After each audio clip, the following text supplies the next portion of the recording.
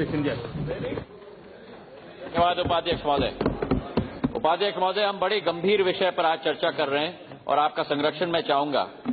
मुझे मुंशी प्रेमचंद जी की सदगति की कहानी याद आई, जहां दलित मुख्य किरदार कहता है कि कैथाने में जाकर एक लोटा पानी मांगू तो न मिले, कैथाने में जाकर मैं एक लोटा पानी मांगू तो न मिले, भला खटिया कौन मुझे देगा। और आज यही स्थिति उपाध्यक्ष महोदय हमारे देश की जनता में निर्मित हो चुकी है, जहां देश का एक एक व्यक्ति अपना जल, जमीन, भूमि, मंदिर, मस्जिद के विषय पर विसंगतियों का सामना कर रहा है। अभी अपनी अभिव्यक्ति की आजादी की लड़ाई देश का हर इंसान आज लड़ रहा है, जो वातावरण आज इस सरकार ने निर्मित किया है। ये क्या आश्चर्य की स्थिति है कि पिछले 2.5 वर्षों में जो स्थितियां निर्मित हुई हैं पूरे देश में, घटनाएं के ऊपर घटनाएं, हां, तेज रफ्तार आई है उन घटनाओं में उपाध्यक्ष महोदय। चाहे हम अपने गृह राज्य मध्य प्रदेश में देखें, जहां 50 दलित परिवारों ने स्वयं मुख्यमंत्री से इच्छा मृत्यु की मांग की है। इससे बड़ी क्या घटना हो सकती है, जहां एक दलित महिला ने अपने आप के ऊपर और 6 साल की बच्ची के ऊपर घासलेट लगाकर अपने आप को जला दी हो।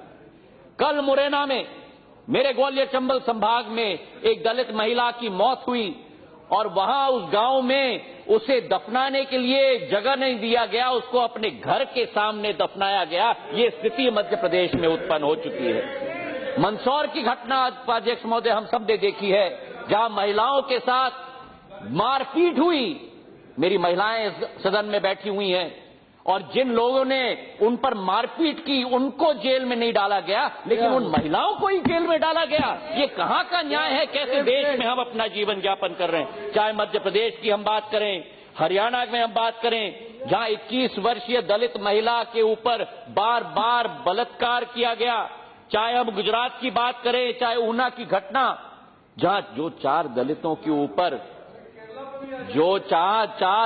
के ऊपर अत्याचार किया गया, वो पीठ पर घाव उपाध्यक्ष महोदय उन 4 दलितों पे नहीं है, लेकिन इस सदन में बैठे हुए हर सांसद के पीठ में वो घाव लगा हुआ है इस देश में। आज मैं पूछना चाहता हूं कि सौदापुर में जो 27 दलित परिवारों को अपना घर छोड़ने के लिए मजबूर किया गया गुजरात के अंदर, इसका जवाब कहां है? जो आंदोलन खड़ा हुआ, मुख्यमंत्री को त्यागपत्र देना पड़ा। असलियत यह है कि भाजपा का असली मुखौटा आज उतर रहा है, ये असलियत है। मुझे आश्चर्य है उपाध्यक्ष महोदय, मैं एक भारतीय नागरिक के रूप में बात कर रहा हूं। जब अर्जुन राम मेघवाल जी यहां बात कर रहे थे, मैं उनका बहुत सम्मान करता हूं, लेकिन आज उन्होंने सदन में कहा कि चुनावी माहौल में घटनाएं होती हैं। चुनावी माहौल में? कौन सा चुनाव अभी गुजरात में होने वाला था? कौन सा चुनाव राजस्थान या मध्य प्रदेश में होने वाला था? और जब चुनाव बिहार में हो रहा था, तब आप लोगों ने कहा कि आरक्षण को हटाया जाना चाहिए, आपके आरएसएस के मोहन भागवत ने। इसका जवाब आपको देना होगा। जब बिहार में चुनाव हो रहा था, तब आपके पार्टी के अध्यक्ष ने कहा कि हमको यहां चुनाव जिता दो, नहीं तो पाकिस्तान में पटाखे फोड़े जाएंगे। इसका जवाब इनको देना होगा। आज इन प्रश्नों का हमें जवाब चाहिए उपाध्यक्ष महोदय। हमें प्रश्न का जवाब चाहिए कि जो आज देश में वातावरण है, 20 करोड़ हमारे दलित भाई और बहन हैं। रामविलास पासवान जी, आज आप बात कर रहे थे, मैं आपका मान सम्मान करता हूं। आपने मेरे पूज्य पिताजी के साथ कंधे से कंधे मिलाकर कार्य किया है, पिता तुल्य हैं आप। पर यह मैं कहना चाहता हूं इस सदन के सामने कि चट भी मेरी और पट की भी मेरी, ये नहीं चलेगी। आप इधर भी नहीं बैठ के बात कर सकते और उधर भी बैठ के बात नहीं कर सकते। अंत में हमें अपने सिद्धांत के आधार पर अपना काम करना होगा। अगर हमें लगता है कि बीजेपी के शासन में इतना अत्याचार हुआ, तो उस शासन को क्यों नहीं छोड़ा आपने? अगर आपको लगता है कि कांग्रेस के शासन में अत्याचार हुआ, उस शासन के मंत्रालय को क्यों नहीं छोड़ा आपने? अगर दलित की लड़ाई लड़नी है, तो आंगन में उठ के लड़नी होगी हमको। ये मैं आपसे मांग करता हूं। और उसी के साथ मैं कहना चाहता हूं कि जो आज आंकड़े पेश किए गए हैं, हर 18 मिनट दलित के विरुद्ध अत्याचार होता है, हर दिवस 3 दलित महिलाओं का बलात्कार होता है, हर दिन 2 दलित महिलाओं और दलितों की मौत होती है, और पिछले 2.5 वर्षों में 19% बढ़ोतरी दलितों के विरुद्ध अत्याचार में हुआ है। हम स्वच्छ भारत की बात करते हैं, आप कैसी स्वच्छ भारत की कल्पना करना चाहते हो? वो स्वच्छ, how can I wind up sir? I have just started this issue which is an emotive issue. I am only the second speaker on the Congress sir, this is not fair sir. स्वच्छ भारत की हम बात करते हैं, स्वच्छता सड़क पर नहीं, स्वच्छता गली में नहीं, स्वच्छता हमें अपने दिल में लाना होगा, हमारे जहन में लाना होगा, तब ये देश बनेगा। स्वच्छता नहीं बनेगा जब आप गली गली मोहल्ले में जाओगे, तो स्वच्छता मानसिकता में हमें लानी होगी, वो स्वच्छता हमें दिल में लानी होगी, तब हमारा स्वच्छ भारत बनेगा। मैं कहना चाहता हूं वो गौरक्षकता के बारे में, हाँ हमारा कर्तव्य है गांव का रक्षा करना, पर उन गौ का रक्षा करना जो बीमार गौ है, जो मर रहे हैं, हजारों गौ मध्य प्रदेश और राजस्थान में मर चुके, उनके लिए कोई गौ रक्षक नहीं आया। लेकिन अपने हाथ में कानून को लेकर किसने हिम्मत की बाहर निकल के दूसरों को ऊपर पदाधित करना, इसका जवाब हमें देश में देना होगा। मुझे तो आश्चर्य है उपाध्यक्ष महोदय कि जो प्रधानमंत्री का वक्तव्य रहा, कश्मीर में 1 महीने की चुप्पी। ठीक कहा मेरे भाई प्रेमचंद्रन जी ने, जब दादरी की घटना हुई थी तब कुछ बोल देते तो शायद ऊना की घटना नहीं होती। और जब बोला उन्होंने, जो बाबा साहब अंबेडकर की बात अर्जुन राम मेघवाल जी कह रहे थे, उन्हीं के पोते प्रकाश अंबेडकर जी ने क्या कहा प्रधानमंत्री के वक्तव्य के बारे में, it is too little too late. और क्या प्रधानमंत्री ने जो शपथ ली थी भारत के संविधान के बारे में, क्या कहा था कि मैं भय या पक्षपात, अनुराग या द्वेष के बिना सभी प्रकार के लोगों के प्रति संविधान और विधि के अनुसार न्याय करूंगा। और उसके बाद ये वक्तव्य आता है कि हमला करना है तो मुझ पर कीजिए, गोली चलाना है तो मुझ पर चलाइए, लेकिन मेरे दलित भाइयों पर हमला करना बंद होना चाहिए। इतनी बेबसी और लाचारी का वक्तव्य के अलावा क्या हो सकता है?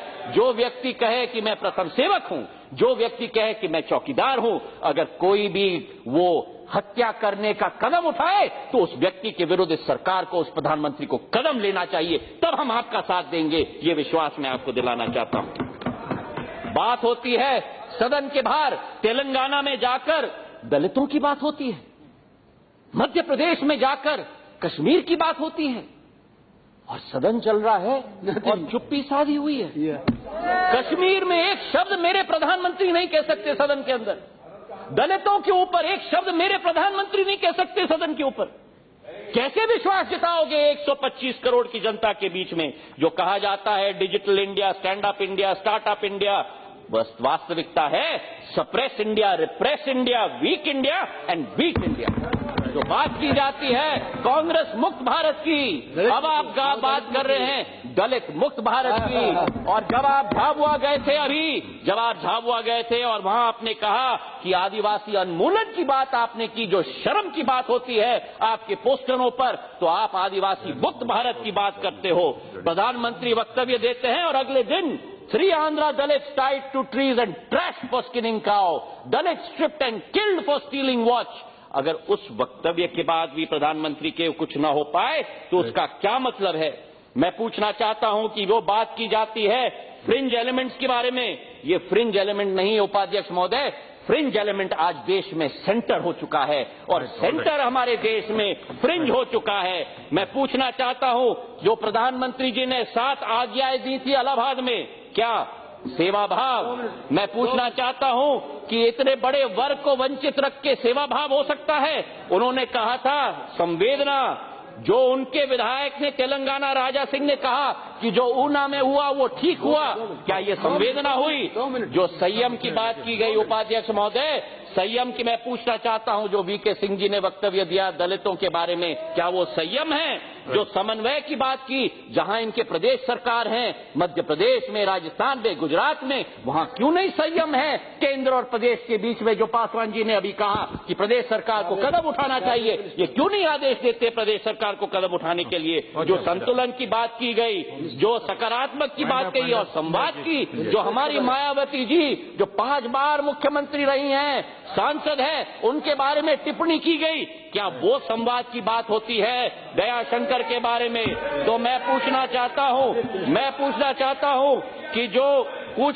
हूं कि जो एक कैबिनेट का मंत्री भी न जा पाया, एक कैबिनेट मंत्री भी एक भी हिंसा का जगह न जा पाया, जहां इंदिरा गांधी जी बेलची में गई थी अपने वेस्ट तक पानी में घूमते हुए, जब दलितों का नरसंहार हुआ था, राहुल गांधी ऊना गए थे, रोहित वेमुला के यहाँ गए थे, इस सरकार का एक मंत्री क्यों नहीं जा पाया एक ही घटना पे मैं पूछना चाहता हूँ और नहीं उपाध्यक्ष महोदय, कांग्रेस की सरकार, उपाध्यक्ष महोदय, I beseech you, I am fighting for the cause of the Dalit, I beseech you उपाध्यक्ष महोदय, कांग्रेस की सरकार ने मीरा कुमार जी को अध्यक्ष बनाया, जो दलित है उनको अध्यक्ष बनाया। कांग्रेस की सरकार ने राष्ट्रपति के आर नारायण जी को बनाया। कांग्रेस की सरकार ने 7 कैबिनेट के मंत्री बनाया। मैं धन्यवाद देना चाहता हूं कि मेरे राज्य के थवरचंद गहलोत जी को इन्होंने मंत्री बनाया। मैं बधाई इनको देना चाहता हूं कि कम से कम मेरे राज्य को प्रतिनिधित्व दिया। कांग्रेस की सरकार ने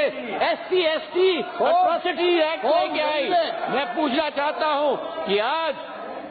पूछना चाहता हूं गृह मंत्री ने क्यों नहीं आदेश दिया कि इन सभी चीजों पर कार्रवाई हो। मैं पूछना चाहता हूं कि सामाजिक एवं न्याय कल्याण मंत्री ने इन सब जगहों में क्यों नहीं गए, क्योंकि आज समय की मांग है उपाध्यक्ष महोदय कि हमें सुख के समय में हम देश की जनता के साथ न रहें, लेकिन दुख के समय में उनका दुख बांटना हमारा कर्तव्य नहीं बनता, हमारा धर्म बनता है। यही हिंदुस्तानी सभ्यता है, यही हिंदुस्तानी हिंदू धर्म की अक्षुण्ण भाग है जो ये सरकार स्वयं भूल गई है। अंत में उपाध्यक्ष महोदय, मैं कहना चाहता हूं कि केवल बाबा साहब अम्बेडकर जी की ये बात करते हैं। मैं पूछना चाहता हूं इनसे कि जो अमेरिकन सरकार कहती है हमारे देश की सरकार के बारे में, that we have been clear in our engagement with India about our concerns about those times when the government has been slow to react when violence has taken place, and some of these controversies over the cows are an example of that. American सरकार कहती है इसके बारे में। मैं इनको याद दिलाना चाहता हूं जो अटल बिहारी वाजपेयी जी ने कहा था कि क्या कहा था, उन्होंने कहा राजधर्म निभाओ, राजा के लिए, शासक के लिए प्रजा, प्रजा में भेद नहीं हो सकता, न जन्म के आधार पर, न जाति के आधार पर, न सांप्रदायिकता के आधार पर। प्रधानमंत्री जी ने हमसे पूछा था कि इंडिपेंडेंस डे के लिए सुझाव दिया जाए। मैं देना चाहता हूं केवल तिरंगा लेकर पूरे देश भर में घूम कर नहीं होगा, उस तिरंगा का सम्मान करना होगा, उस तिरंगा की भावना की सोच रखनी होगी, वो सीने में एक नई तड़प आनी चाहिए। और अध्यक्ष महोदय, I would like to conclude by quoting Rabindranath Tagore, where the mind is without fear and the head is held high, where knowledge is free and world has not been broken into fragments by narrow domestic malls, where words come out from the depth of truth, where tireless striving stretches its arms towards perfection, where the clear stream of reason has not lost its way into the dreary desert sand or dead habit, where the mind is led forward by thee into ever-widening thought of action, into that land of freedom, my father, let my country awake. Dhanyavad.